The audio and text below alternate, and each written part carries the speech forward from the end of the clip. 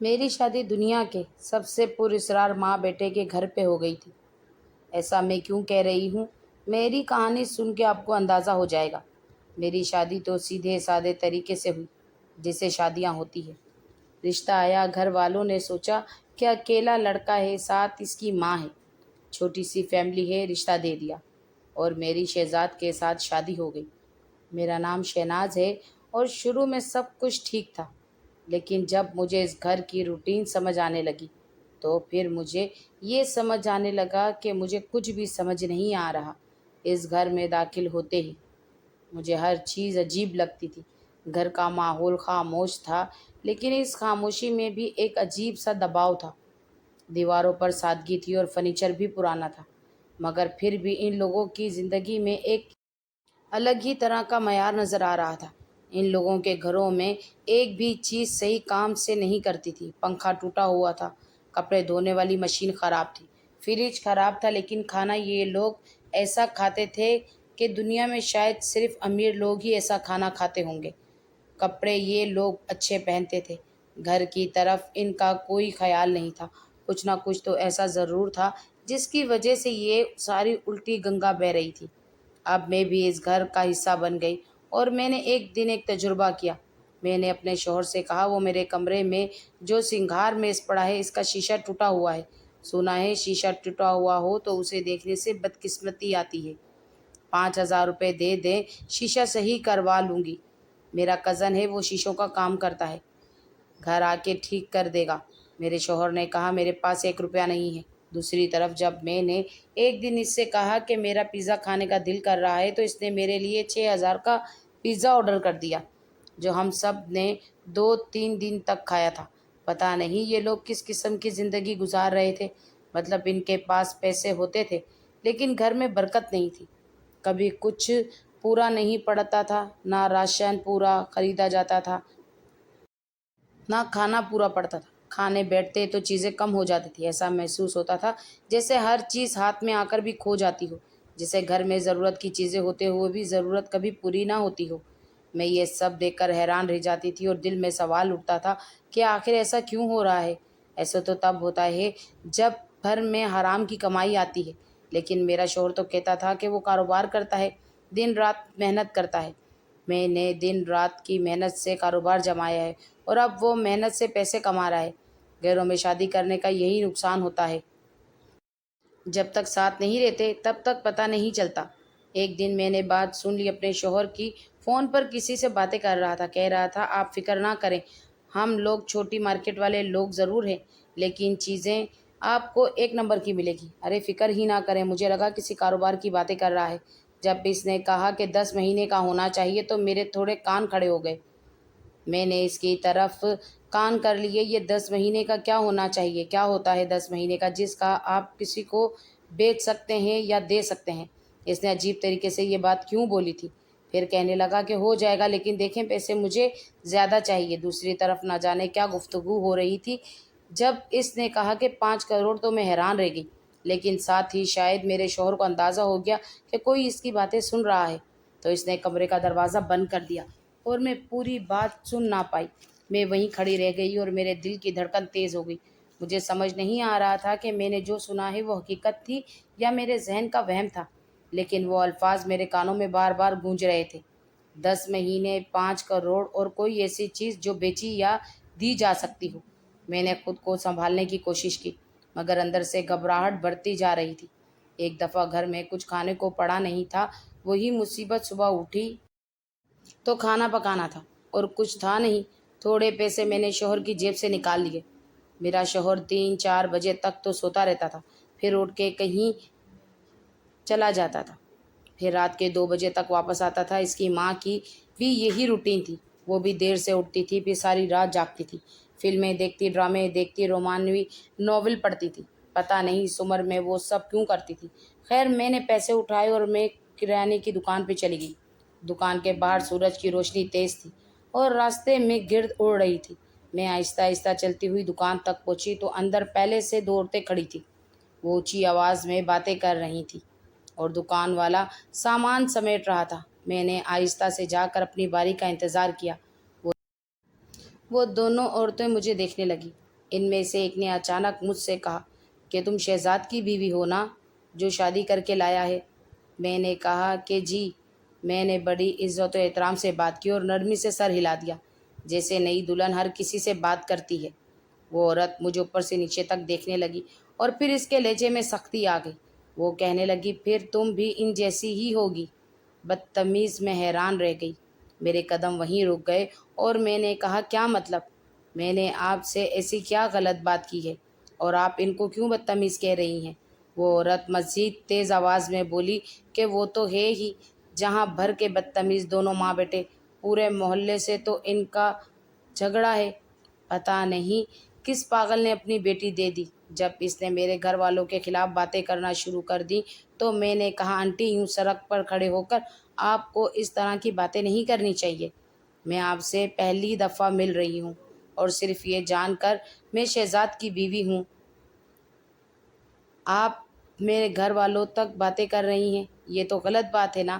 وہ عورت غصے میں بولی کہ بروں کو برے ہی ملتے ہیں، وہ بھی برا تم بھی بری، پتہ نہیں یہ مصیبت یا بدنامی ہمارے محلے سے کب نکلے گی۔ اس کی بات سن کر میرے ہاتھ کانپنے لگے اور میں نے آس پاس دیکھا، لوگ رک کر ہمیں دیکھ رہے تھے اور ماحول میں ایک عجیب سی خاموشی پھیل گئی۔ میں نے پھر کہا کہ اتنی نفرت ان لوگوں کی، ان دونوں نے آخر یہ دونوں ایسے کیا کرتے ہیں؟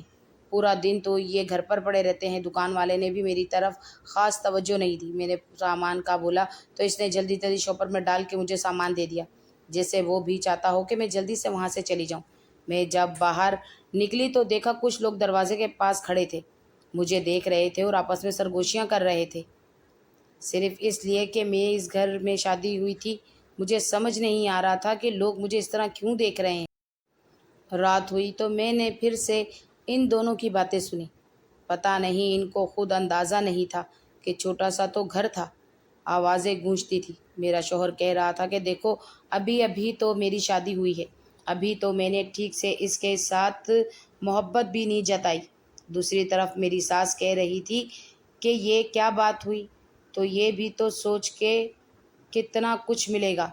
پتہ نہیں یہ کیا موضوع تھا جس میں میرا بھی ذکر ہو رہا تھا، لیکن مجھے سمجھ نہیں آ رہی تھی۔ میں اپنے کمرے میں خاموشی سے بیٹھی رہی اور دیوار کے ساتھ کان لگا لیے۔ گھر کے اندر ہر لفظ صاف سنائی دے رہا تھا۔ چھوٹا سا گھر تھا اس لیے آوازیں ایک کمرے سے دوسرے کمرے تک آسانی سے پہنچ رہی تھی۔ میرے شوہر کی آواز پھر سے آئی۔ وہ کہہ رہا تھا میں نے سب کچھ پلان کے ساتھ کیا ہے، ابھی وقت چاہیے۔ اس پر میری ساس کی آواز تیز ہو گئی۔ وہ کہہ رہی تھی کہ وقت کا مسئلہ نہیں ہے، بات کو سنبھالو ورنہ سب خراب ہو جائے گا۔ میں یہ سن کر ساکت ہو گئی۔ میرے ذہن میں بار بار یہی بات چل رہی تھی کہ یہ دونوں میرے بارے میں کیوں بات کر رہے ہیں اور کس چیز کا پلان ہے جس میں شامل ہوں۔ کچھ دیر بعد خاموشی ہو گئی، لیکن وہ خاموشی پہلے سے زیادہ بھاری لگ رہی تھی۔ میں نے خود کو کمبل میں چھپا لیا مگر نیند نہیں آ رہی تھی اور ذہن میں صرف وہی آوازیں گونج رہی تھیں۔ ایک پوائنٹ ایسا آیا جب مجھے لگنے لگا کہ میں کیوں ان دونوں کی باتیں سن رہی ہوں۔ ہر گھر کے اپنے کوئی راز ہوتے ہیں، کوئی مصلحت ہوتی ہے، کوئی معاملات ہوتے ہیں۔ مجھے بیچ میں پڑنے کی ضرورت کیا ہے؟ میں کیوں ٹپیکل عورتوں کی طرح ان کی باتیں سن رہی ہوں؟ مجھے اپنے کام سے کام رکھنا چاہیے۔ جیسے ہی میں نے اپنے کام سے کام رکھنے کا فیصلہ کیا ویسے ہی مجھے کام مل گیا۔ کام یہ کہ میں ماں بننے والی تھی۔ مجھے اس گھر میں آئے 2-3 مہینے تو ہو گئے تھے، لیکن میری ساس نے ایک دفعہ بھی مجھ سے اس سے پہلے یہ نہیں کہا تھا کہ خوشخبری کب سناؤ گی۔ لیکن جب یہ پتہ چلا کہ میں ماں بننے والی ہوں تو وہ کوئی انوکھا سا ہی خوشی ہوئی۔ انہوں نے تو باقاعدہ مجھے ناچ کے دکھایا۔ میں حیران ہو گئی کہ ابھی تک تو کوئی ذکر بھی نہیں تھا، مطلب کہ ایسی تو کوئی بات نہیں تھی کہ میرے پہ بہت پریشر تھا کہ ہمیں وارث چاہیے، ہمیں بیٹا چاہیے، ہمیں بیٹی چاہیے۔ اور یہ اچانک سے جب پتہ چلا کہ میں ماں بننے والی ہوں تو اتنی زیادہ خوشی کس بات کی تھی؟ خیر وہ خوش نہ ہوتی تب بھی تو مجھے مسئلہ ہوتا۔ بہت خوش ہوئی، میرے سر پہ پیسے وار کے ہوا میں اڑا دیے، بہت ہی زیادہ خوشی منائی۔ جب میرے شوہر کو پتہ چلا وہ میری ساس سے بھی زیادہ خوش ہوا اور ان لوگوں نے میرا بہت ہی زیادہ خیال رکھنا شروع کر دیا۔ پہلے دن سے ہی ایسے خیال رکھنے لگے جیسے میرا 9واں مہینہ شروع ہو گیا۔ میں نے کہا کہ ایک دفعہ ڈاکٹر کے پاس جا کے ٹیسٹ کرا لیتے ہیں تاکہ کنفرم ہو جائے۔ انہوں نے کہا کہ یہ کنفرم کیا کرنا؟ میری ساس نے کہا مجھے بھی تو پتہ ہے نا کہ جب پیدا ہونے والا ہوتا ہے تو کیسا محسوس ہوتا ہے۔ اس میں ڈاکٹر کے پاس جانے کی کیا ضرورت ہے؟ ڈاکٹر کے پاس نہیں جانا، ڈاکٹر تو الٹی سیدھی دوائیاں دے دیتا ہے، اور بچے کو الٹرا ساؤنڈ کی لہریں نہیں لگوانی چاہیے، بری ثابت ہوتی ہیں۔ اس کے لیے اللہ نہ کرے اگر کوئی مسئلہ، اگر کوئی پریشانی ہوئی، کوئی تکلیف ہوئی تو پھر ہم خود لے جائیں گے ڈاکٹر کے پاس۔ ویسے بھی پہلے بچے میں زیادہ مسئلہ نہیں ہوتا۔ میں بھی چپ کر گئی۔ میں نے کہا کہ ٹھیک ہے۔ میں بھی خوش تھی کہ میں ماں بننے والی ہوں، اور ان لوگوں کی خوشی دیکھ کے تو مجھے بھی حیرانی ہوئی تھی، لیکن خوشی بھی کہ چلو خوش تو ہیں ہی، ورنہ تو کچھ لوگ ایسے ہوتے ہیں جو خوش بھی نہیں ہوتے۔ اس کے بعد گھر کا ماحول مکمل بدل گیا تھا۔ میری ساس ہر وقت میرے کمرے میں آ جاتی تھی، کبھی مجھے کھانے کو کچھ دیتی، کبھی میرے آرام کو دیکھتی۔ وہ مجھے زیادہ چلنے بھی نہیں دیتی تھی، ہر وقت یہی کہتی تھی کہ آرام کرو، زیادہ حرکت نہیں کرنا۔ میرا شوہر بھی اب پہلے سے زیادہ محتاط ہو گیا تھا۔ وہ دیر سے آ کر بھی فوراً میرے کمرے میں آتا اور میرے بارے میں پوچھتا تھا، لیکن اس کی آنکھوں میں ایک عجیب سی بے چینی بھی نظر آتی تھی۔ وہ مجھے سمجھ نہیں آتی تھی۔ میں جب رات کو لیٹتی ہوتی تو گھر میں خاموشی پھیل جاتی تھی، لیکن اس خاموشی کے اندر بھی مجھے لگتا تھا کہ کچھ چھپا ہوا ہے۔ میری ساس اور میرے شوہر کبھی کبھی آہستہ آواز میں بات کرتے تھے، اور جب میں قریب جاتی تو وہ خاموش ہو جاتے تھے۔ میں اندر سے خوش بھی تھی اور پریشان بھی تھی۔ خوش اس لیے کہ میں ماں بننے والی تھی، اور پریشان اس لیے کہ اس گھر میں ہر چیز بہت عجیب ہو رہی تھی۔ میرے شوہر اپنے ہاتھوں سے رات کے ٹائم دودھ کا گلاس پلایا کرتے تو مجھے دودھ بالکل اچھا نہیں لگتا تھا، لیکن وہ کہتا تھا کہ تمہارے لیے دودھ بہت ہی زیادہ ضروری ہے اور تم نے دودھ پینا ہے۔ مجھے بھی پتا تھا کہ دودھ پینا میرے لیے ٹھیک ہے، اس لیے دوائی سمجھ کر پی لیتی تھی، اور ایسا بھی نہیں تھا کہ مجھے دودھ پی کے نیند آتی تھی۔ اچھا لگتا تھا، بس ایک روٹین کا حصہ تھا، لیکن یہ بہت اچھا لگتا تھا کہ میرا شوہر روز اپنے ہاتھوں سے میرے لیے دودھ گرم کرتا، اس میں چینی ملاتا، کبھی کبھی بیچ میں تھوڑی الائچی ڈال دیتا، کبھی سونف ڈال دیتا، اور بڑا مزیدار سا کنکنا دودھ بنا کر میرے لیے لاتا اور کہتا کہ اس کو پی لو۔ تو مجھے اچھا لگتا۔ جب تک میں دودھ کا گلاس پی نہیں لیتی تھی تب تک وہ میرے پاس بیٹھا رہتا تھا۔ یہ چیز بھی مجھے اچھی لگتی تھی۔ کہتے ہیں نا، کھانے والے چیز کا آدھا ذائقہ ساتھ بیٹھے ہوئے شخص سے بھی ہوتا ہے۔ دودھ تو شاید میں اپنے گھر بھی پیتی، یا ویسے بھی خود بھی گلاس میں ڈال کے پی لیتی، لیکن جس طرح وہ پیار میرے لیے دودھ لایا کرتا تھا، بس وہی میرے لیے سب کچھ تھا۔ اسی طرح وقت گزرنے لگا۔ میں نے تو سنا تھا کہ جب عورت حاملہ ہوتی ہے تو اسے کچھ حفاظتی ٹیکے لگتے ہیں، کچھ ٹیسٹ ہوتے ہیں، لیکن ان لوگوں نے ایسا ویسا کچھ بھی نہیں کروایا۔ پر پھر بھی میری طبیعت ٹھیک تھی اور سب کچھ ٹھیک چل رہا تھا۔ میرے ساتھ وہی مسئلے بن رہے تھے جو اس پروسیس میں بنتے ہیں، لیکن وہ نارمل ہوتے ہیں۔ میں بھی خوش تھی، یہاں تک کہ میرے 7-8 مہینے بڑے اچھے گزر رہے۔ 9واں مہینہ شروع ہو گیا۔ میں نے اپنی ساس سے ایک دن کہا کہ وہ 9واں مہینہ شروع ہو گیا، بیگ تیار کر لیتے ہیں، اچانک سے اسپتال جانا پڑے گا تو بیگ میں سامان ہونا چاہیے۔ میری ساس نے مجھے کہا تمہارا دماغ تو نہیں خراب ہو گیا؟ 9 مہینے کیسے لگ گئے؟ ابھی تو 7 مہینے ہوئے ہیں۔ میں حیران رہ گئی۔ یہ بالکل ایسا ہی تھا جیسے میرے سامنے کھڑے ہو کے کوئی یہ کہہ رہا ہو تو ہاتھی ہوا میں اڑتا ہے، زمین پہ تھوڑی چلتا ہے۔ میں نے کہا نہیں امی، 9 مہینے شروع ہو گیا ہے، بلکہ 15 دن گزر چکے ہیں۔ یاد رہے میں نے آپ کو کب بتایا تھا؟ میں نے تو آپ کو جنوری میں بتایا تھا نا، اور ابھی دیکھے کون سا مہینہ ہے۔ سیدھا حساب ہے، 9واں مہینہ ہی تو چل رہا ہے سال کا۔ میری ساس نے کہا ارے آج کل کی لڑکیوں کو کہاں یاد رہتا ہے، غلطی ہو گئی ہے، تم سے بیگ بنانا ہے تو بنا لو، لیکن ابھی بڑا ٹائم پڑا ہے۔ میں نے دل میں سوچا میری ساس کو تو لگتا ہے کہ بھولنے کی بیماری ہے۔ خیر میں خاموش ہو گئی، میں نے بحث نہیں کی۔ میں نے خود ہی بیگ تیار کرنے کی طرف دھیان دے دیا، کپڑے سمیت چھوٹے چھوٹے بچوں کے لیے چیزیں الگ رکھی اور ضروری سامان اکٹھا کرنا شروع کیا۔ گھر میں ابھی بھی وہی معمول تھا۔ دن کے وقت سب آرام سے رہتے تھے اور رات کو گھر میں ہلکی پھلکی آوازیں آتی رہتی تھی۔ میری طبیعت بھی ابھی پہلے سے زیادہ بھاری رہنے لگی تھی، مگر میں نے خود کو یہی سمجھایا کہ یہ سب عام بات ہے اور وقت کے ساتھ سب ٹھیک ہو جائے گا۔ میری ساس پھر بھی اپنے ایک بات پر قائم تھی۔ وہ ہر وقت یہی کہتی تھی کہ ابھی وقت ہے، جلدی کیا ہے؟ اور میں ہر بار یہی سوچتی تھی کہ اگر حساب ہی غلط ہے تو پھر میرے اندر کی کیفیت کیوں بدل رہی ہے؟ میرے حساب سے 9 مہینے پورے ہو گئے اور میں نے شور ڈال دیا کہ مجھے اسپتال لے جائیں، کیونکہ 9 مہینے پورے ہو گئے۔ لیکن مجھے ابھی تک درد نہیں اٹھتا تھا۔ آپریشن کرنا پڑے گا۔ میری ساس کا وہی بہانہ کہ ابھی 9 مہینے پورے ہی نہیں ہوئے۔ میرے شوہر نے بھی کہا کہ تم سے گننے میں غلطی ہو گئی ہے۔ میں نے بھی سوچا کہ شاید ایسا ہو، کیونکہ مجھے درد خود سے اٹھ نہیں رہا تھا، لیکن یہ ضرور کہہ سکتی تھی کہ 10واں مہینہ شروع ہو چکا تھا۔ شوہر کو سمجھایا۔ میں نے کہا کہ آہستہ آہستہ میرے پیٹ میں درد ہو رہا ہے، پہلے تو ایسا نہیں ہوتا تھا۔ وہ والا درد بھی نہیں ہوا رہا جو ہونا چاہیے، اور عجیب سا درد ہو رہا ہے۔ اس نے کہا کہ ٹھیک ہے۔ وہ مجھے چپکے سے ایک حکیم کے پاس لے گیا۔ وہ مجھے دوائی دے دیتا اور کہتا کہ بیٹا ابھی تو بڑا ٹائم پڑا ہے۔ میں حیران ہوتی کہ یہ کیا بات ہے، اگر میں نے کاؤنٹ کرنے میں غلطی کر دی ہے، تب بھی تو 10واں مہینہ ہی شروع ہو چکا تھا۔ میں گھر میں واپس آ کر بہت پریشان ہو گئی تھی۔ ہر چیز پہلے سے زیادہ الجھی ہوئی لگ رہی تھی۔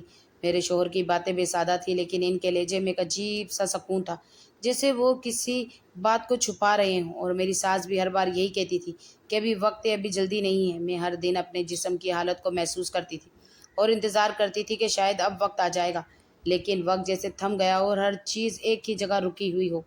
1-2 دفعہ ایسا ہوا کہ مجھے پھر سے بہت زیادہ درد ہوا اور میں نے دوبارہ اپنے شوہر سے کہا کہ مجھے اسپتال لے جاؤ، کیونکہ یہ درد پہلے جیسا نہیں تھا اور ہر بار عجیب طرح سے آ کر ختم ہو جاتا تھا۔ لیکن میرے شوہر پھر بھی مجھے اسی حکیم کے پاس لے گئے۔ وہی حکیم مجھے دیکھ کر ہمیشہ یہی کہتا کہ ابھی وقت ہے، ابھی کچھ نہیں ہوا، تمہیں گھبرانے کی ضرورت نہیں ہے۔ ایک دن میں چھت پر کھڑی تھی کہ گھر کی چھت پر ہلکی ہوا چل رہی تھی اور نیچے گلی میں خاموشی تھی۔ میں کچھ کپڑے سکھا رہی تھی جب ساتھ والی ہمسائی نے مجھے دیکھا۔ وہ پہلے بھی مجھے 2-3 دفعہ دیکھ چکی تھی، لیکن کبھی بات نہیں کی تھی۔ آج اچانک وہ بول پڑی اور کہنے لگی کہ لڑکی تم کہاں پھنس گئی ہو؟ تم پاگل ہو؟ میں کب سے تمہیں دیکھ رہی ہوں، ابھی تک تو تمہارا بچہ ہو جانا چاہیے تھا۔ میں نے اس کی طرف دیکھا اور کہا وہ لوگ کہہ رہے ہیں ابھی وقت پورا ہوا۔ وہ عورت فوراً سنجیدہ ہو گئی اور بولی ان کی باتوں میں مت آؤ، یہ کوئی مذاق نہیں ہے، جلدی اسپتال جاؤ، نہیں تو بری طرح پھنس جاؤ گی۔ تمہیں نہیں پتہ ان لوگوں کی حرکتوں کا۔ میں نے کہا کہ یہ تو پورا محلہ بولتا ہے، لیکن مجھے کوئی سچ کیوں نہیں بتاتا؟ وہ کہنے لگی ہمیں نہیں پھنسنا ان کے معاملے میں۔ پھر اس نے کچھ لمحے خاموش ہو کر مجھے دیکھا اور کہا کہ دیکھو، بس یہ یاد رکھو کہ تم اس گھر میں آنے والی پہلی لڑکی نہیں ہو۔ یہ سن کر میرے دل میں ایک جھٹکا سا لگا اور میں نے فوراً سوچا کہ مطلب کیا؟ میرے شوہر کی پہلے بھی شادی ہو چکی ہے۔ وہ عورت نے کہا مجھے نہیں پتہ۔ میں نے پھر کہا کہ آپ پوری بات بھی نہیں بتا رہی اور میرے دماغ میں وسوسے بھی ڈال رہی ہیں۔ اگر آپ کے گھر میں بھی بیٹیاں ہیں تو کیا آپ ان کو ایسے حالات میں ڈالیں گی؟ وہ عورت کچھ دیر خاموش رہی، پھر اس نے آہستہ سے کہا کہ اللہ نہ کرے میں کبھی اپنی کسی بیٹی کو ایسی مصیبت میں دیکھوں، لیکن تمہیں سمجھنا ہوگا دیواروں کے بھی کان ہوتے ہیں۔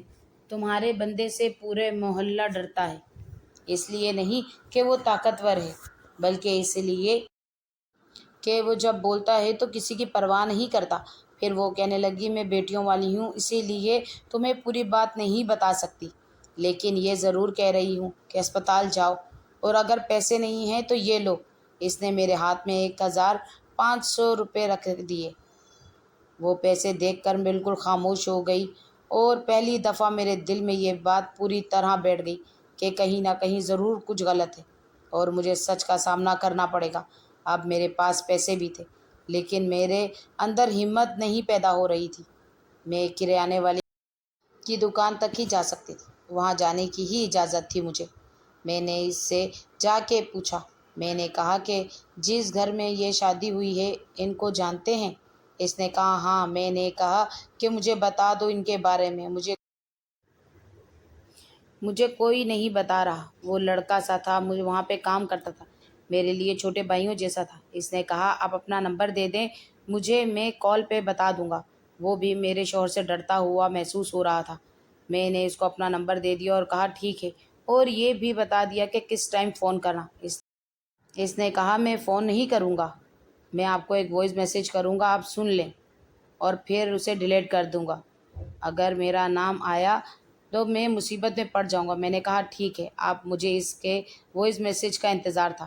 میں گھر واپس آ کر پورے دن بے چینی میں رہی، ہر آواز پر کان لگ جاتا تھا اور ہر وقت دل یہی کہتا تھا کہ اب کچھ نہ کچھ سچ سامنے آنے والا ہے۔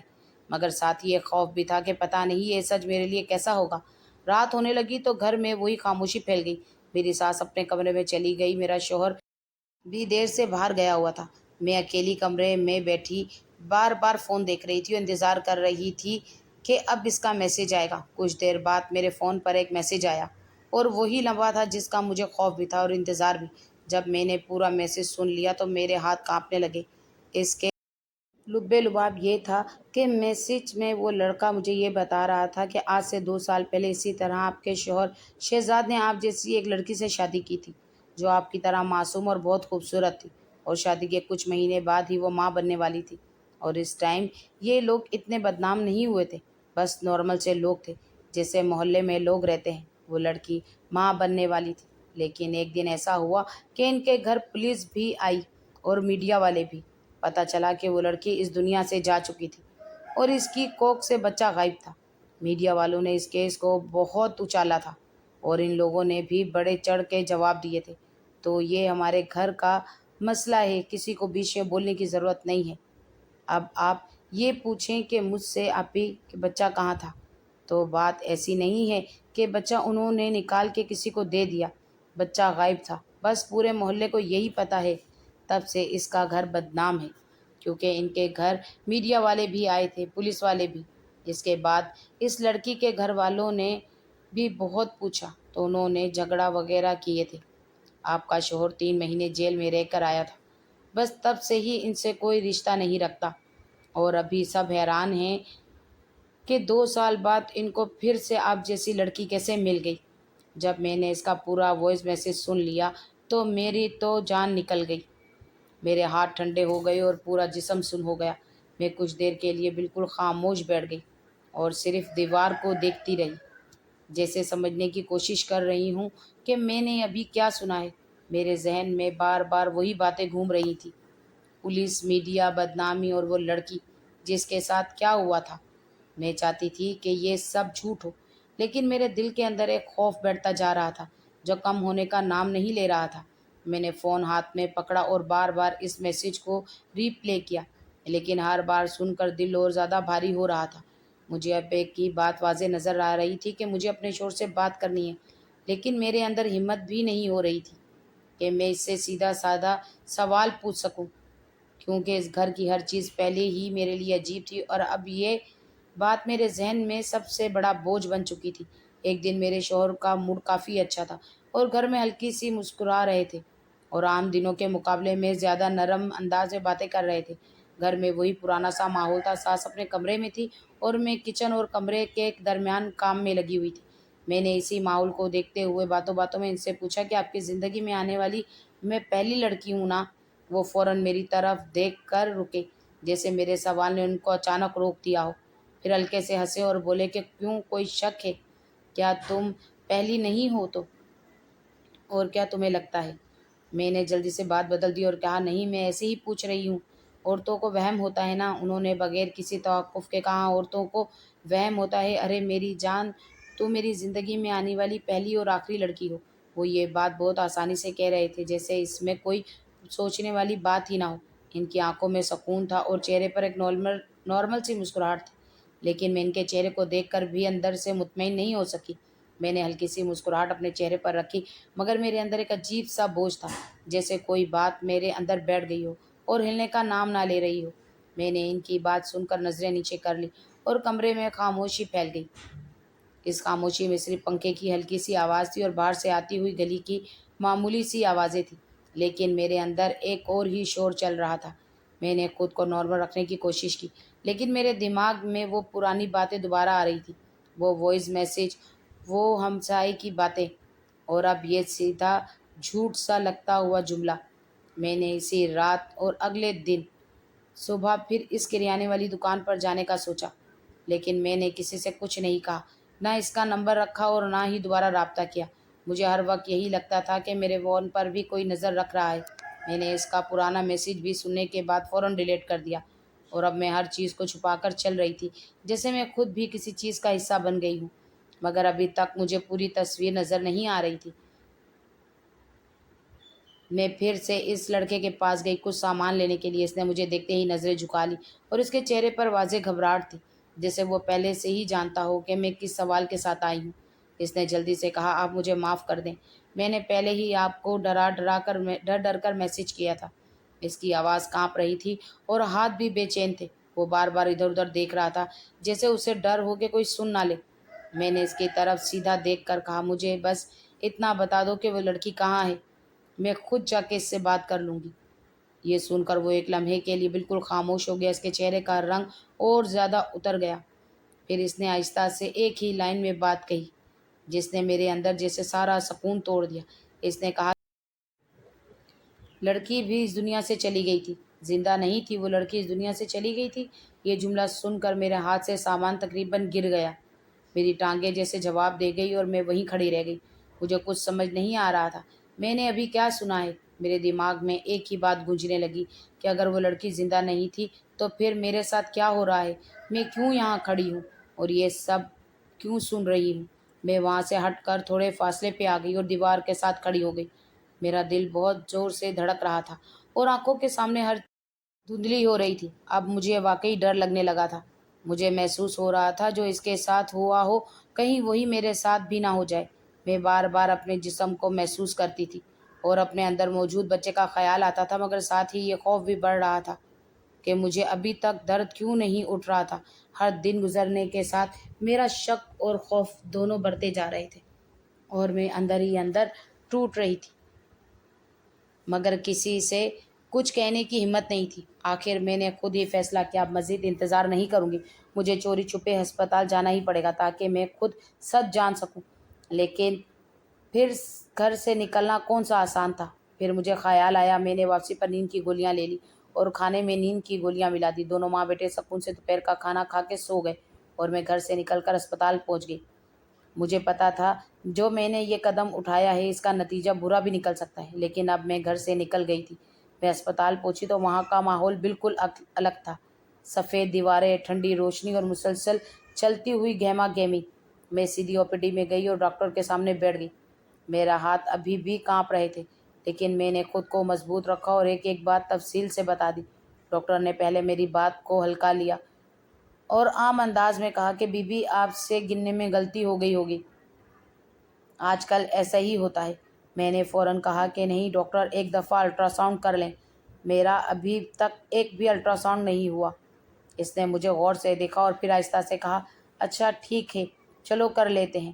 مجھے اندر ایک عجیب سا سکون بھی تھا اور خوف بھی۔ میں لیٹی ہوئی تھی کہ کمرے میں ہلکی سی سردی تھی اور مشین کی آوازیں آ رہی تھی۔ ڈاکٹر نے جیسے ہی الٹرا ساؤنڈ شروع کیا وہ کچھ دیر بالکل خاموش رہے، پھر اچانک ان کے چہرے کا رنگ بدل گیا۔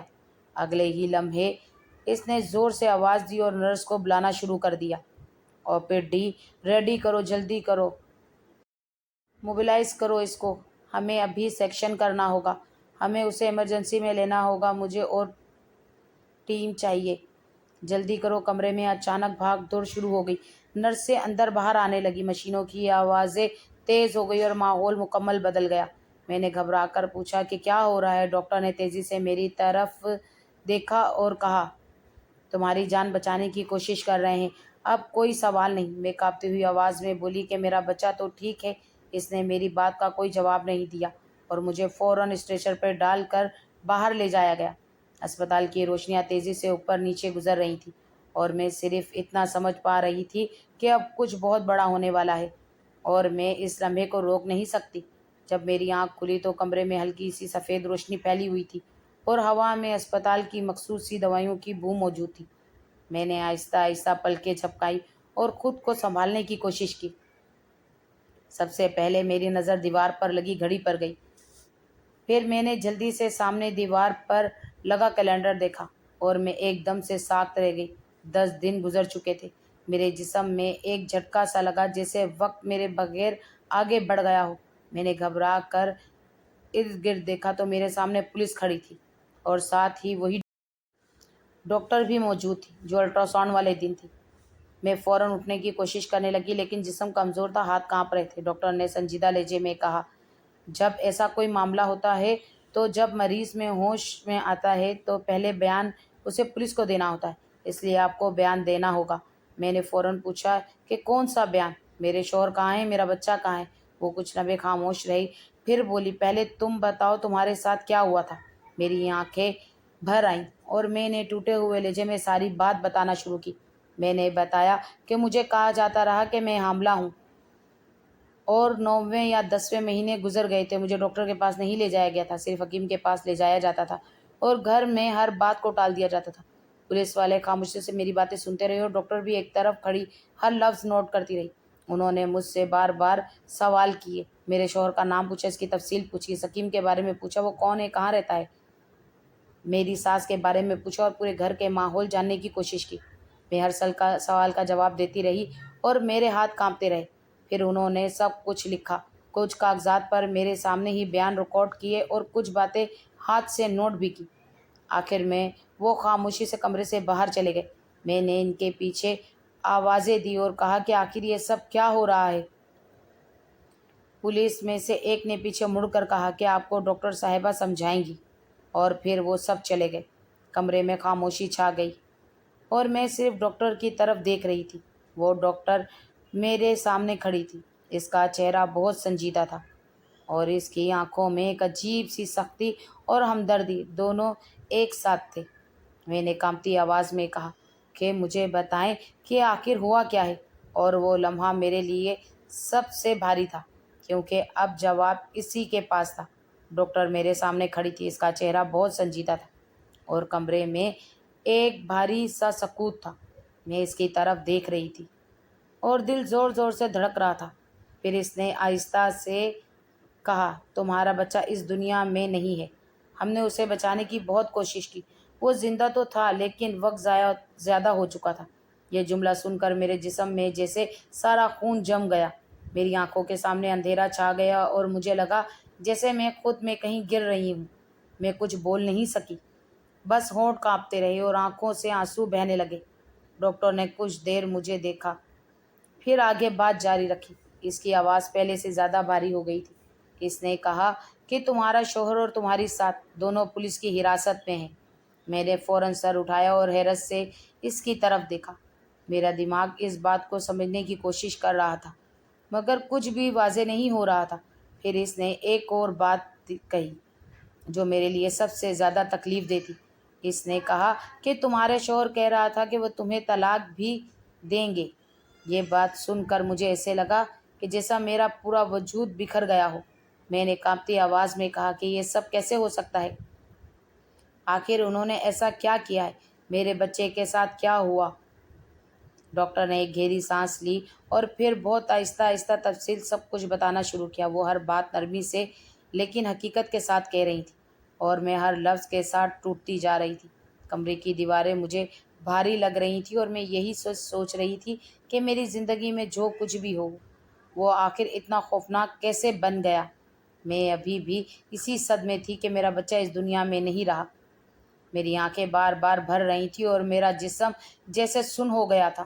پھر ڈاکٹر نے گہرا سانس لیا اور سنبھل کر بولی، اس کی آواز میں سنجیدگی اور پریشانی دونوں تھی۔ میں نے کہا، تمہارا شوہر اور تمہاری ساس کوئی عام انسان نہیں تھے، وہ ایک ایسے نیٹ ورک کا حصہ تھے جو غیر قانونی بین الاقوامی مارکیٹ سے جڑے ہوئے تھے۔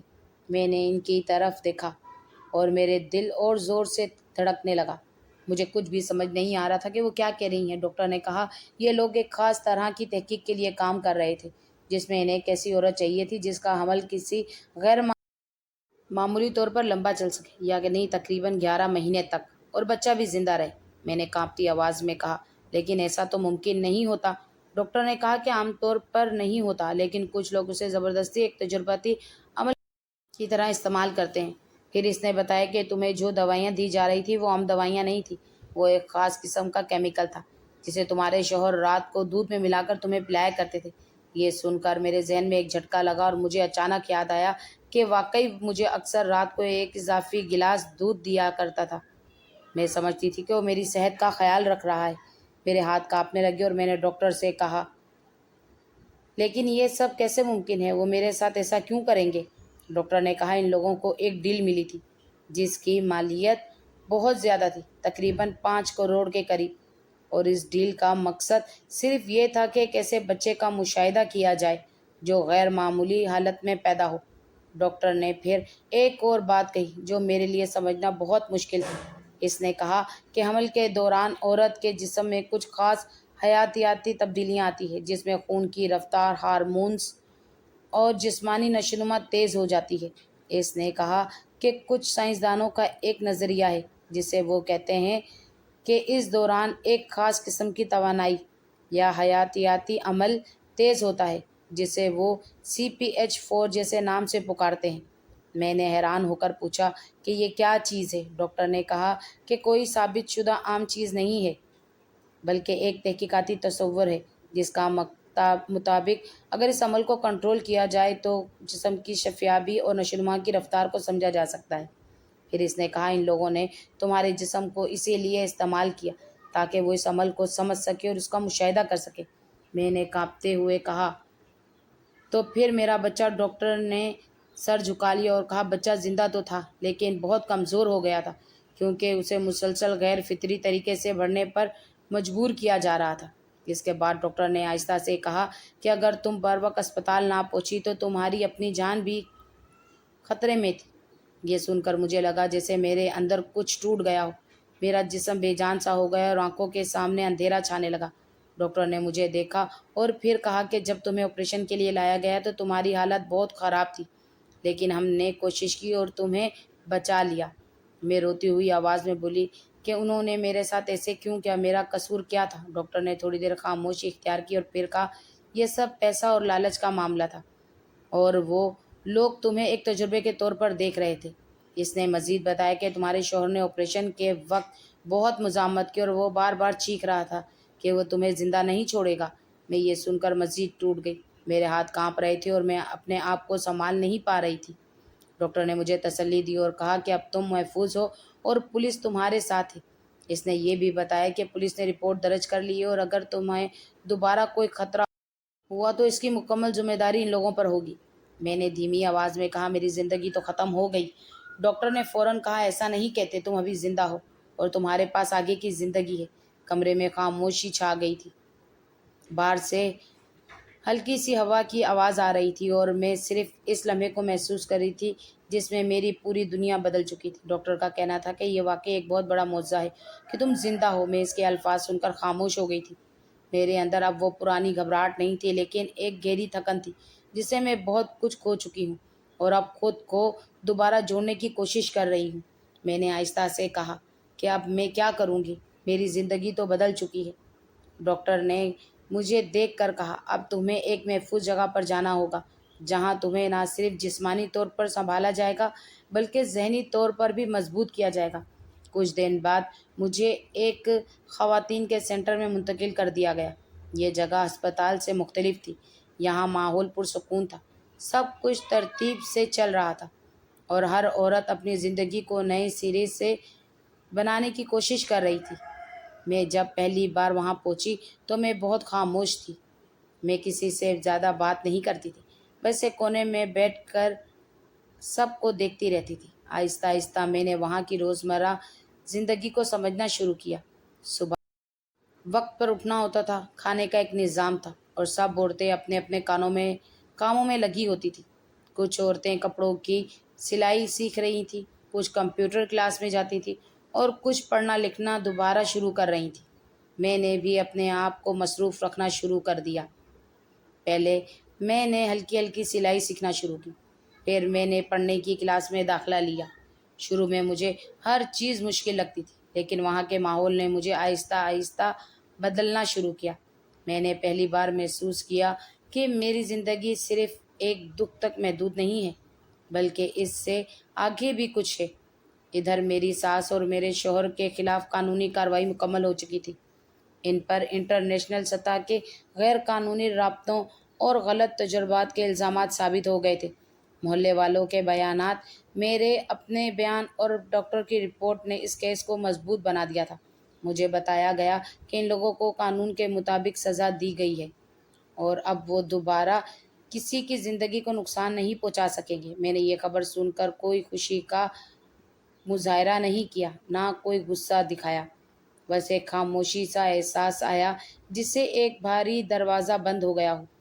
کچھ دن بعد مجھے یہ بھی بتایا گیا کہ میرے شوہر نے پہلے ہی مجھے طلاق دے دی تھی۔ وہ کیس کے دوران ہی مجھ سے الگ ہو چکا تھا۔ یہ سن کر میرے اندر کوئی خاص رد عمل نہیں آیا، اس لیے کہ میں پہلے ہی اس رشتے سے اندر ہی اندر بہت دور ہو چکی تھی۔ اب میری زندگی میرے اپنے ہاتھ میں تھی اور یہ بات میرے لیے سب سے بڑی حقیقت بن گئی تھی۔ سینٹر میں گزرتے ہوئے دن میرے لیے ایک نئی ترتیب تھے۔ میں نے وہاں صرف ہنر نہیں سیکھا بلکہ خود کو بھی دوبارہ پہچاننا شروع کیا۔ میں نے کمپیوٹر کا بنیادی کام سیکھا، میں نے سلائی کے ساتھ ساتھ چھوٹے کاروبار کا تصور بھی سمجھا، اور سب سے بڑھ کر میں نے یہ سیکھا کہ انسان کے پاس سب سے بڑی طاقت اس کی اپنی ہمت ہوتی ہے۔ شروع میں ہر وقت ماضی میں کھوئی رہتی تھی، لیکن آہستہ آہستہ میں نے اپنے آپ کو حال میں واپس لانا شروع کیا۔ ایک دن وہاں کی انچارج نے مجھے بلایا اور کہا کہ تم میں بہت صلاحیت ہے، تم چاہو تو آگے پڑھ سکتی ہو یا کوئی چھوٹا کام شروع کر سکتی ہو۔ اس دن پہلی بار میں نے خود کے لیے سوچا۔ میں نے طویل خاموشی کے بعد کہا کہ میں اپنی زندگی خود سنوارنا چاہتی ہوں۔ یہ جملہ میرے لیے بہت بڑا تھا، کیونکہ اس سے پہلے میری زندگی ہمیشہ دوسروں کے فیصلوں کے گرد گھومتی رہتی تھی۔ اب میں روزانہ تھوڑا تھوڑا کر کے مضبوط ہونے لگی تھی۔ میں نے چھوٹے چھوٹے اہداف بنانا شروع کیے، کبھی پڑھائی، کبھی ہنر، کبھی خود اعتمادی بڑھانا۔ وقت کے ساتھ میں نے بھی سیکھ لیا تھا ماضی کو بدلنا ممکن نہیں ہوتا، لیکن مستقبل کو ضرور بہتر بنایا جا سکتا ہے۔ میں نے سینٹر میں موجود دوسری عورتوں کو بھی دیکھا کہ ہر ایک کی اپنی کہانی تھی، ہر ایک کے اپنے زخم سے لڑ رہی تھی، لیکن سب کے اندر ایک چیز مشترک تھی اور وہ تھی دوبارہ جینے کی خواہش۔ میں نے ان سب سے یہ سیکھا کہ یہ دکھ انسان کو توڑ بھی سکتا ہے اور اگر وہ چاہے تو اسے نیا راستہ بھی دے سکتا ہے۔ کچھ مہینے بعد میں نے وہاں ایک چھوٹا سا کام شروع کیا۔ میں بچوں کو بنیادی تعلیم دینا شروع کیا اور یہ کام میرے لیے بہت سکون کا باعث بنا۔ پہلی بار مجھے لگا میں کسی کے لیے فائدہ مند ہوں۔